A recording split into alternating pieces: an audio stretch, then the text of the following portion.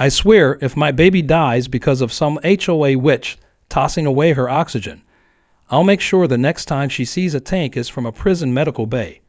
That was the first thought that ripped through my brain as I watched Mia, my 9-month-old daughter, gasping for breath while paramedics scrambled around her with sirens still wailing outside. And all of this, every second of this nightmare, was because of one woman, Karen, the HOA president with a clipboard full of fake rules and a head full of nonsense about neighborhood aesthetics. What she didn't know, though, was that she had just declared war on the wrong man. Because I'm not just some homeowner with a sick baby. I'm the state health inspector, and her reign of terror was about to suffocate for good. The calm before the storm, the morning had started off deceptively calm. The skies were clear, the air was crisp, and I had just finished connecting Mia's portable oxygen unit on the front porch. We were getting some HVAC work done in the house, and it required temporary disconnection of her usual system for a few hours. The porch was the safest spot, cool shade, easy visibility, and a short distance from the backup tank, which I had carefully placed in a sealed container marked medical use only, do not touch. I even added a laminated sign with a biohazard warning, just for extra caution. Mia was inside, resting peacefully with her baby monitor blinking green. Then came the Karen sighting.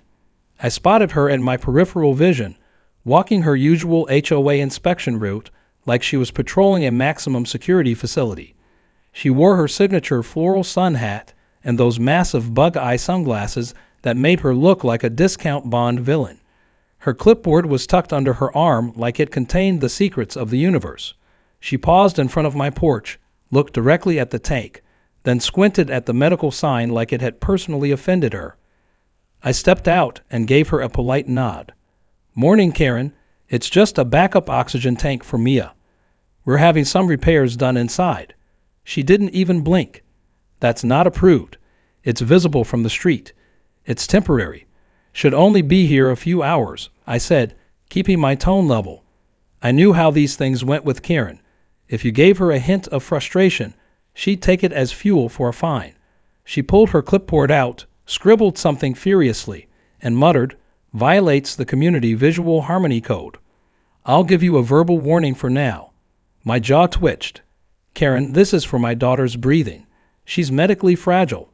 You can't just—" "I don't need a lecture on parenting from someone who decorates with hazardous materials," she snapped, then turned on her heel and walked off like she just settled a court case. I stood there stunned, then shook my head. I had to pick up Mia's prescription from the pharmacy, and with the tank locked and sealed, I figured we were fine. My wife Rebecca was at the hospital for a late shift, so I kissed Mia gently, gave the baby monitor one last check, and headed out. 25 minutes. That's how long I was gone. 25 damn minutes. The day everything changed when I came back. The tank was gone. Gone. The spot where it sat was completely empty, and for a second, I thought maybe the wind had knocked it over. But that was impossible. It had been strapped down. My stomach sank. I rushed to the porch camera and rewound the footage. There she was, Karen, gloves on, struggling to lift the tank, muttering, "This eyesore is going." As she dragged it toward the street, I bolted to the HOA dumpster. The lid was open, and there it was, tipped sideways, half crushed, with the warning labels facing upward like a silent scream. That's when I heard it, the baby monitor alert. One long beep, then another. Red light. Panic took over as I sprinted into the house, scooped Mia up, and saw her chest struggling to rise. Her lips were turning a faint blue. I grabbed the emergency phone, dialed 911 with shaking hands, and the words I shouted into the phone felt like I was choking on them. "My daughter can't breathe. Her oxygen tank was taken. She's not breathing right." The paramedics arrived in under 5 minutes. They set up a temporary mask and carried her to the ambulance. As I rode with them, holding her tiny fingers in mine and watching the color slowly return to her face. At the ER, she stabilized. Thank God. But I didn't. I couldn't. When I returned home late that night, the security footage was playing on repeat in my mind. Karen, with her smug little mission, throwing away a child's lifeline like it was trash. I walked past her house. Lights were on. Her TV was glowing behind the curtains. She probably felt proud, maybe even justified. I stood on my porch, staring at the street lamp reflecting off the dumpster metal. My hand shook with the weight of it all. Then I remembered who I was. I wasn't just Mia's dad. I wasn't just a homeowner. I was the one person in this entire state legally empowered to shut down health code violations. I inspect hospitals, rehab centers, clinics. I've busted corrupt directors and fined millionaire administrators for cutting corners. And Karen had just turned her petty rule book into a felony-level offense. She had interfered with life-sustaining medical equipment for a child. On camera, I smiled. It wasn't a nice smile, because tomorrow I was going to start filing paperwork. Not just any paperwork, the kind of paperwork that gets doors kicked in, the kind that sends boards into emergency sessions, the kind that turns HOA meetings into war zones. Karen was about to learn that some rules weren't made to be bent, and some tanks weren't meant to be tossed, especially not when they belonged to the child of a man who knew every health code in the book and had the power to make her regret every smug second of her little sidewalk victory. Tomorrow, the real inspection would begin. Building the case the next morning arrived with an eerie calm that felt completely wrong, like the air itself knew something big was coming. I sat at the kitchen table with my laptop, Mia napping soundly in her crib upstairs, still on oxygen but stable again. My hands moved with precision, opening folders, compiling screenshots, downloading video clips, and organizing state-level health and housing documents. Years of inspecting hospital violations had sharpened my sense of how to build a case. And this time, I wasn't auditing a shady clinic or an understaffed rehab center. I was going after the self-proclaimed queen of the cul-de-sac. Karen had no idea what kind of hornet's nest she had kicked. First, I needed to understand exactly how she had gotten away with this in the first place. The HOA bylaws were supposed to be publicly accessible, but when I visited the community website, all I found was a homepage with an outdated phone number, a stock photo of a smiling family that looked like it came from the early 2000s, and a PDF labeled Community Standards. I downloaded it, expecting to see something vaguely resembling legality. Instead, I found the most passive-aggressive rulebook ever created. Fonts changed every paragraph.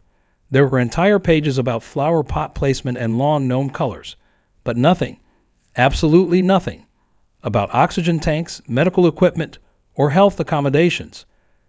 This meant Karen either fabricated a rule or manipulated a vague one to serve her own agenda. I knew the Fair Housing Act. I knew the Americans with Disabilities Act. And I knew that tossing a medical device wasn't just a moral failure. It was a legal grenade that gave me my first opening. I started making calls, first to the ADA Compliance Board, then to a contact I had at HUD. I wasn't just some angry dad ranting on Facebook.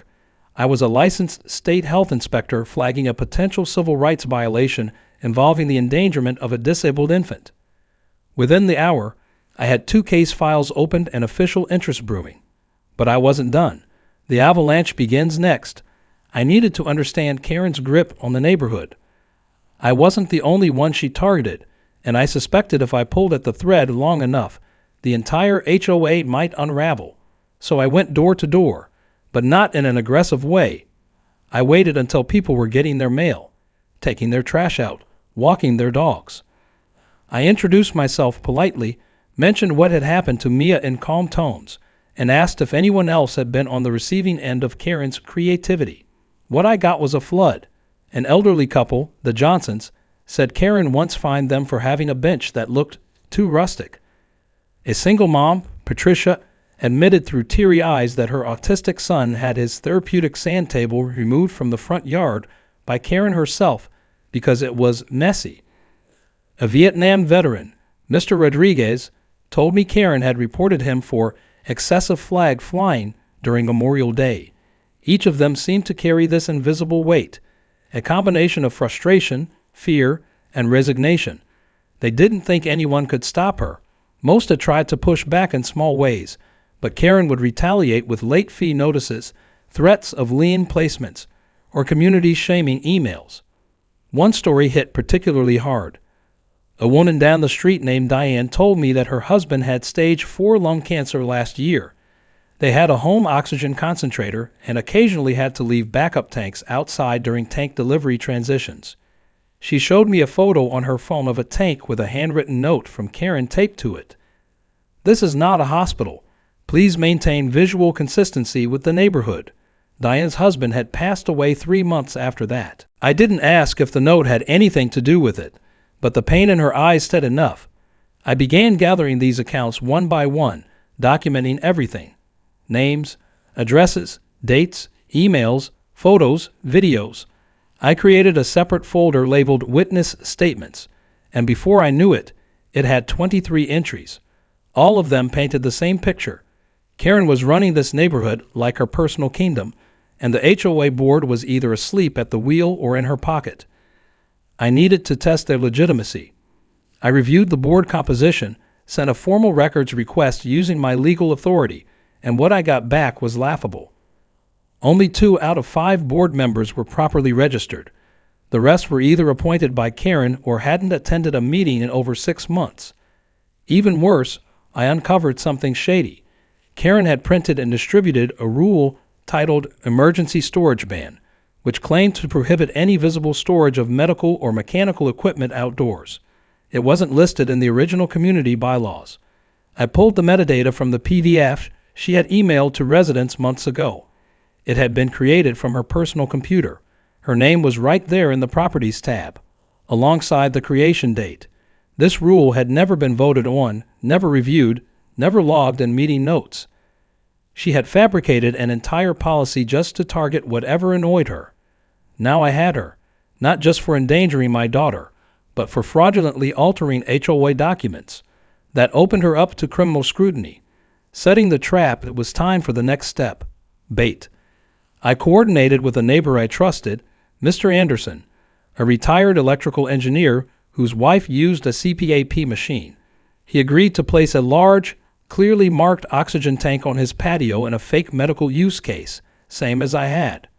We installed a hidden camera with audio mounted under the gutter just overhead. Sure enough, within 2 days, Karen came marching down the street with her gloves, clipboard, and attitude. She didn't knock. She didn't call. She didn't leave a note. She simply walked up, grunted with annoyance, and began dragging the tank toward the curb.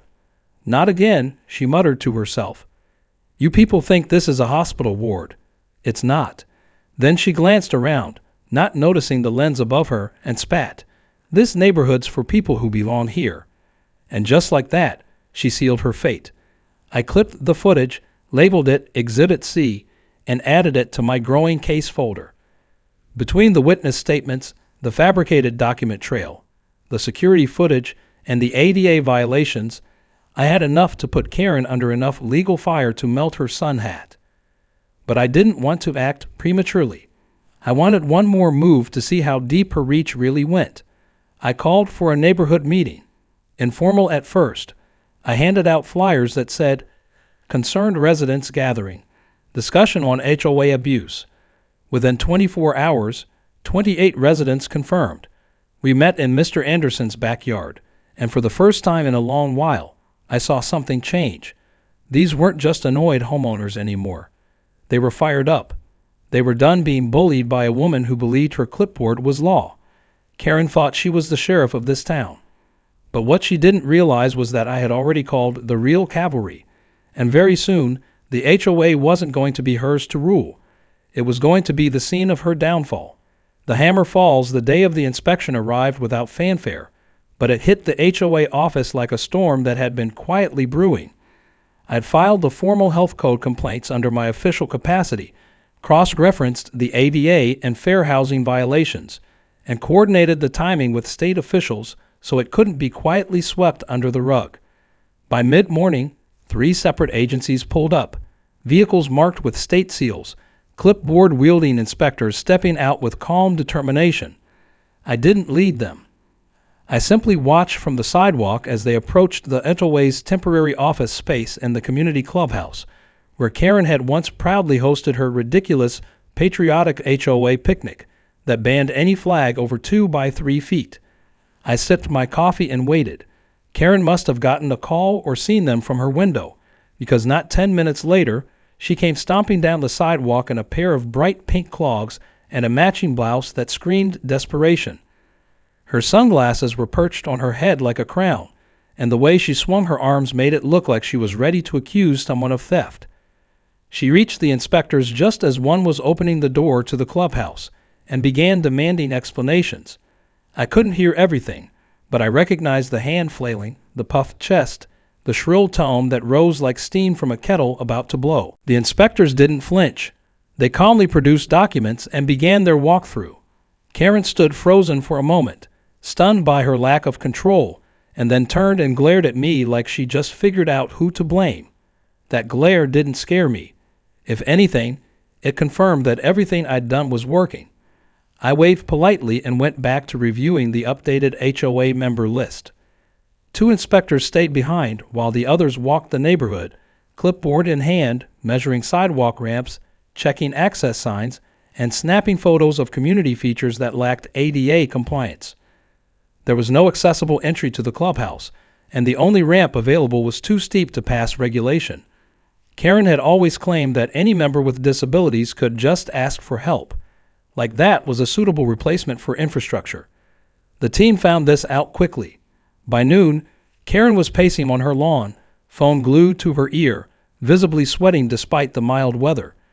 She had tried to reach the board, but her 2 absentee allies didn't return her calls, and the other members had already distanced themselves. One even showed up at my door the day before the inspection and said quietly, "I never agreed with her. I just didn't want to be her next target." I didn't blame him, but I didn't trust him either. The HOA residents were watching from their windows, their porches, their cars. News spread fast, faster than anything Karen had ever posted on her HOA bulletin board. By afternoon, word reached a local journalist who had written pieces on community overreach and housing discrimination. She called me for a statement.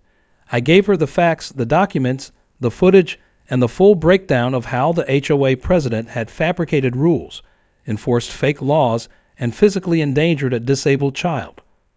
She told me she'd be writing an article under the title, "When Power Goes to the Clipboard." The public reckoning, the next escalation came during the impromptu town hall that evening. Enough residents had heard what happened during the inspection that they demanded answers. The HOA bylaws allowed for an emergency board meeting if called by more than 15% of the community, and that threshold was easily met. Flyers went out, people gathered in the clubhouse yard, and I was asked by popular demand to speak. I didn't want to come off as vengeful or theatrical, but I needed to show them exactly what Karen had done and why it wasn't just about me as oxygen tank. I stood before the crowd with a laptop and portable speaker. I showed the footage of Karen taking the tank. Audible gasps followed. I played the audio of her muttering about people who belong here. Faces changed. Then I explained how she had faked rules, bullied disabled residents, and manipulated community funds without proper oversight. I detailed the ADA violations and the pending charges. I kept it clear, concise, and irrefutable. Karen arrived halfway through, flanked by 2 friends who looked like they regretted showing up. She tried to shout over me, demanding I stop, calling me a liar, accusing me of manufacturing drama. But someone in the crowd shouted back, "You threw away a baby's oxygen tank. Sit down." That was the turning point. She shrank back but didn't leave. She stood there while the board was asked to vote on her suspension. One member abstained, but the others voted yes. Karen was stripped of her authority pending legal investigation. I thought that might satisfy me, but it didn't. Not fully, because the next day, Karen filed a restraining order against me. She claimed harassment, intimidation, and slander. She said I was a disgruntled homeowner with a vendetta and that she feared for her safety. She left out the part about endangering my child. I got the court summons and showed up ready, evidence files tucked under my arm, 3 witnesses in tow. The judge barely looked up as Karen launched into a dramatic speech about her years of service to the neighborhood and how I had turned everyone against her. When it was my turn, I placed a printed photograph of Mia's medical equipment on the judge's desk, followed by the security footage, the fabricated HOA rule metadata, and the documentation of my official complaint from the state office. I read out the text Karen sent to a neighbor the week before that said, "I don't care if it's a baby or a dog. These people are ruining the street with their clutter." The courtroom was silent. Karen stared at the floor. The judge dismissed her petition immediately, saying it was a waste of the court's time and warning her about abuse of the legal system. I turned to leave without looking back, but I heard her whisper under her breath, "This isn't over." She was right. It wasn't over, because now the state was involved, the media was watching, and the neighborhood, finally awake, had stopped whispering and started roaring. Karen had made herself the symbol of everything wrong with unchecked power, and I was going to make sure that every board, every HOA, every clipboard dictator like her saw what happened when they crossed the line, especially when that line was drawn by a state health inspector with nothing left to lose and everything to protect. Justice served. The fallout from the inspection and the emergency board meeting didn't just linger in the air. It exploded. The very next week, a formal letter arrived from the state attorney general's office, addressed to both the HOA board and Karen individually. It confirmed that a state-level investigation had been opened into allegations of civil rights violations, misuse of HOA authority, and potential fraud relating to falsified documents and funds. The tone was calm, sterile, and devastating. Karen, once so smug and untouchable, now faced more than just neighborhood backlash. She was staring down state auditors, civil litigation, and possibly even criminal charges. But none of that was enough. Not until accountability became public. She had endangered Mia's life and emotionally wrecked my family. No amount of board meetings or suspensions could right that wrong without exposure. So I filed the lawsuit. It wasn't just about Mia anymore. It was about every resident who had been silenced, fined, or humiliated by a woman who used a clipboard like a weapon. I sued the HOA for ADA discrimination, negligence, and intentional infliction of emotional distress. Karen was named as a co-defendant. The moment those court papers were served at her door, I got a call. Not from Karen, of course. She wouldn't lower herself. But from a panic-sounding attorney representing the HOA trying to resolve this civilly. I listened calmly as he made the standard offer: a monetary settlement, confidentiality clause, and dismissal of all claims. He even sounded hopeful, like I'd be grateful for the olive branch. I told him it wasn't about money. I told him it was about change, truth, and making sure the next Karen didn't feel so safe swinging around fake rules and punishing people who needed help. Then I laid out my condition. Karen would issue a public apology in person at the next HOA meeting, not in an email, not in a private letter. Public, face-to-face. Otherwise, I'd take this lawsuit all the way and drag every dirty HOA policy into the daylight where it belonged. The attorney hesitated, then said he'd call me back. Karen, of course, refused. No apology, no public humiliation. Her ego wouldn't allow it. That was the moment everything shifted. The case went from a legal battle to a public spectacle. The journalist who had originally covered the inspection published a follow-up article with the headline, "HOA President Tossed Medical Equipment," then sued for it. The story went viral. Local news picked it up, then regional. Suddenly, I was receiving interview requests, letters of support, even offers from advocacy groups asking if I wanted to partner on legislation for HOA reform. It was surreal.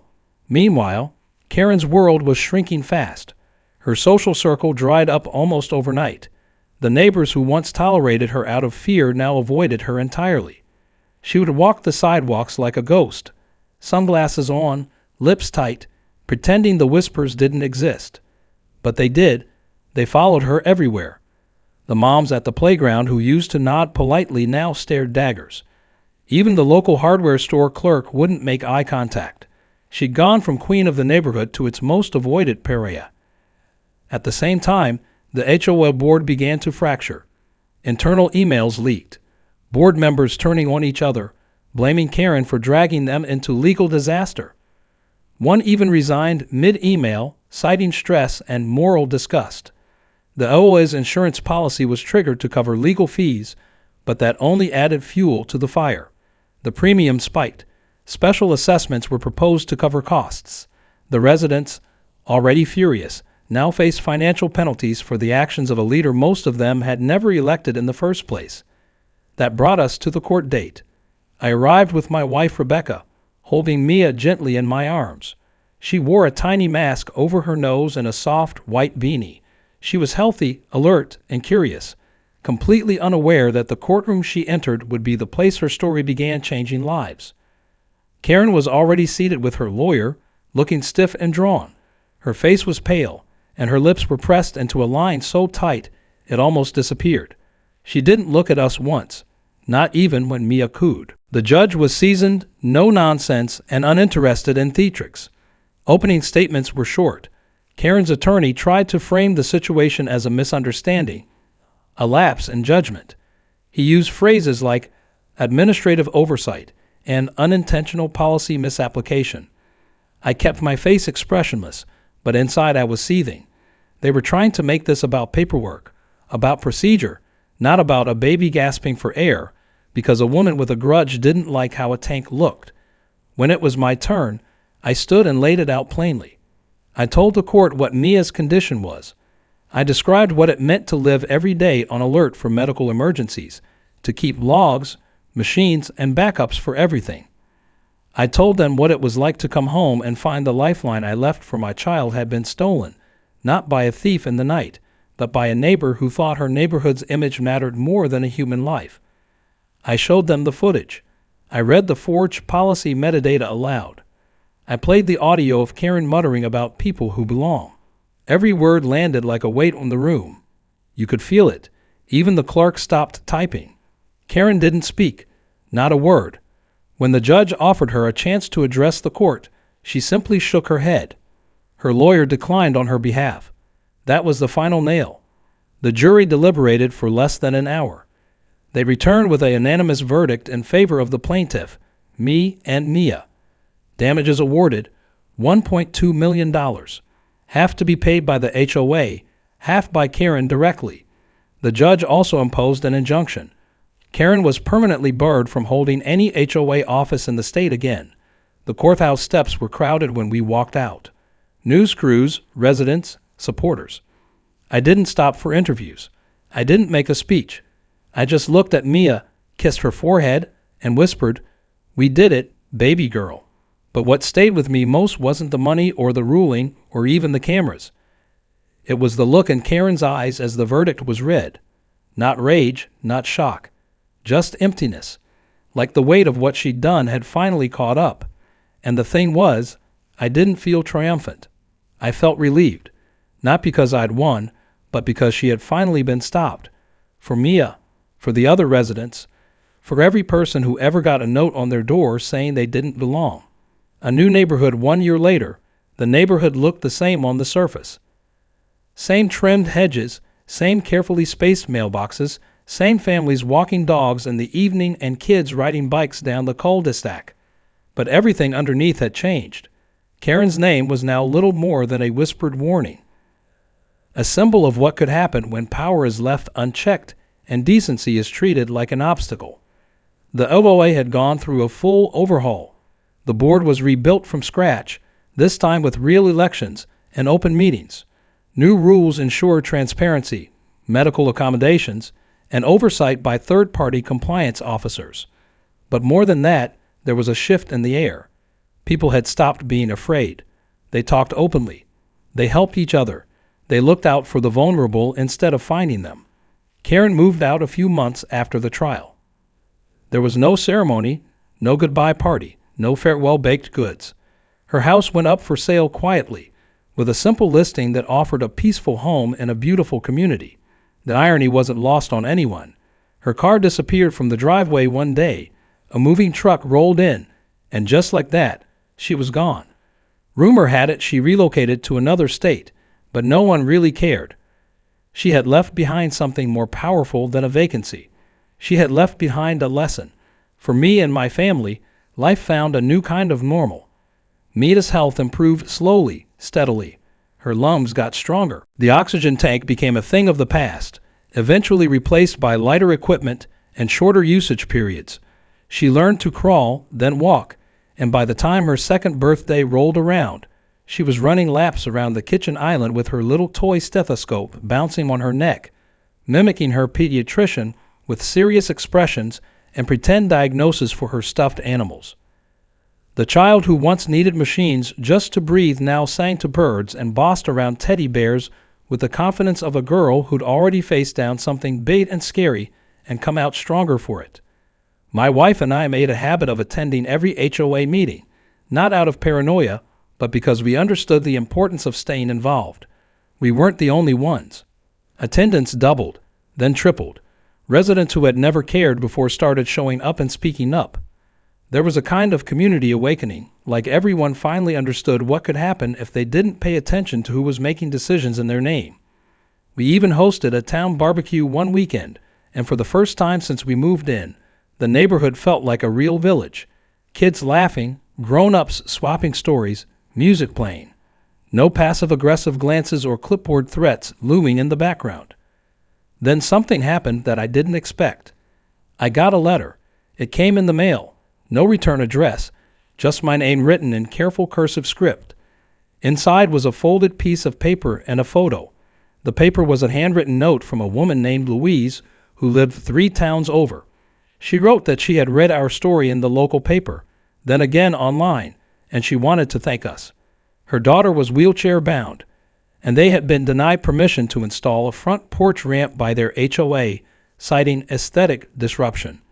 Inspired by our case, Louise had filed a complaint, partnered with a disability rights group, and eventually forced her own HOA to revise its rules.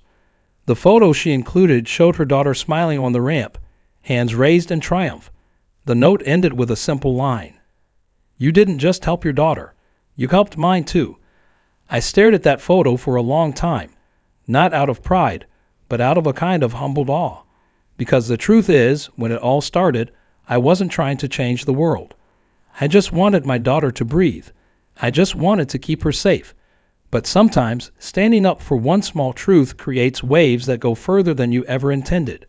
The ripple effect in the months that followed, I was invited to speak at local councils and HOA training seminars. I shared what happened, not as a cautionary tale about one bad actor, but as a case study in what happens when people forget the difference between order and control, between leadership and tyranny.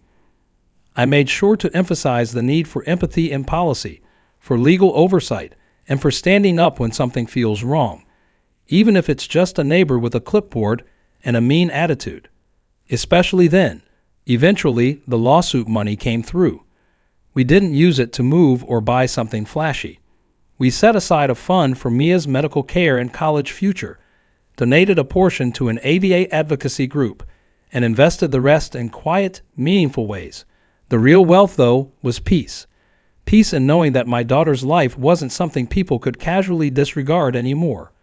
Peace in knowing that this community had become safer, not just for us, but for everyone. And peace in knowing that Karen's way of running things had been dismantled, not with rage or revenge, but with truth and law. Every now and then, I take a walk down the same sidewalk where I once saw Karen dragging away my daughter's oxygen tank like it was lawn trash. I stand by the curb and remember how powerless I felt in that moment, how furious and helpless. And then I look at the house across the street, the one where a new family lives now, a young couple with a newborn baby of their own, and I smile, because I know that if they ever need help, if they ever find themselves in trouble, this neighborhood will stand with them, because it stood with us. Sometimes justice doesn't look like a courtroom or a settlement check. Sometimes it looks like a little girl laughing in the sunshine, a ramp built without a fight, a community that wakes up, and a neighborhood that learns how to breathe again. And sometimes justice looks like silence, like the absence of fear, the absence of power trips, the absence of someone who thought rules gave her the right to play God. Karen thought throwing away a tank was just removing clutter. What she didn't realize was that she tossed away the one thing I was willing to risk everything to defend, my daughter's breath. And for that, she lost everything. Not because I wanted revenge, but because I refused to let her think she could get away with it. Not in my home, not on my street, not ever again.